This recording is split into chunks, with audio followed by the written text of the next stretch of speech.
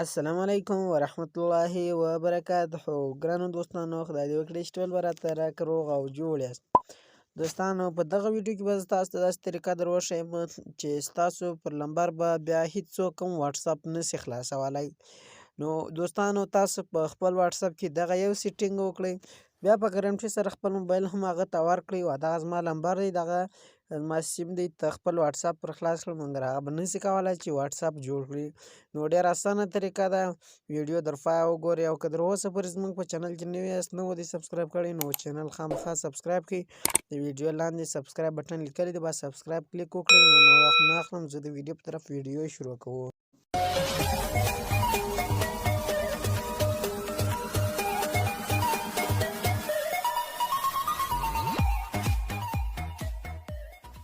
د هغې دپاره به تاسو خپل واتساپ کلاو کړئ. کله چې مو واتساپ کلاو کړئ، دغه کنج په دا درو ټکو به کلیک وکړئ، په دې مو کلیک وکړئ، سیټینګز ته به راسئ. ښه سیټینګز ته راغلاست، دلته په اکاونټ باندې کلیک وکړئ، په اول اپشن باندې کلیک وکړئ، دلته به په دې 2 سټیپ ویریفیکیشن به کلیک وکړئ. ښه کله چې په دې کلیک وکړئ، بیا به دې انیبل به کلیک وکړئ. ښه انیبل چې مو کلیک وکړئ، دلته به اوس یو کوډ ستاسو څخه غواړي، 6 عدده کوډ ورکړئ چې هغه داسې کوډ وي چې تاسو نه هېرېږي. ښه نو تاسو به دلته کوډ ورکړئ. دلته ستاسو ایمیل غواړي، خو که تاسو خپل ایمیل نه وي زده یا نه ورکوئ، نو ایمیل مه ورکوئ، هېڅ خبره نه ده.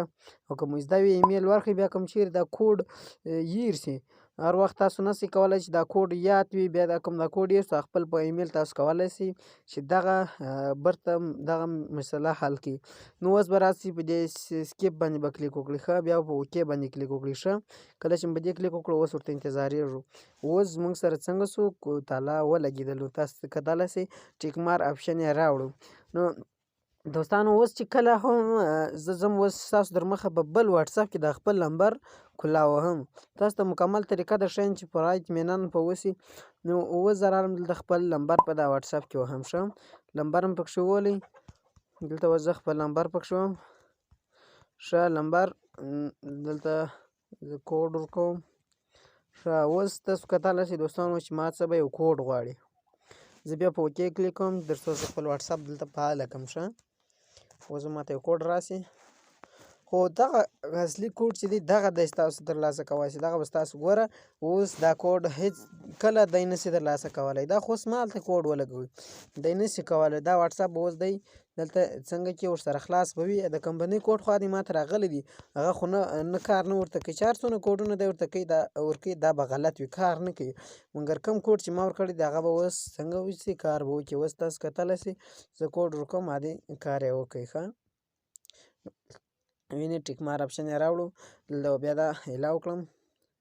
نو په دغه طریقه تاسو کولی سئ دوستانو چې خپل واتساپ محفوظ کړئ. د چا پلار به هم ستاسو واتساپ نسي هیک کولی. نو دا ویډیو خاص د هغو خلکو دپاره ده، کوم سړی چې وایي یاره زما نمبر دا سړي ته په لاس ورسي، بیا واتساپ جوړوي. نو تاسو دغه یو سیټینګ پکښې وکړئ، تاسو به د دغه مشکله خلاص سئ. نو نور وخت نه اخلم، وسلام.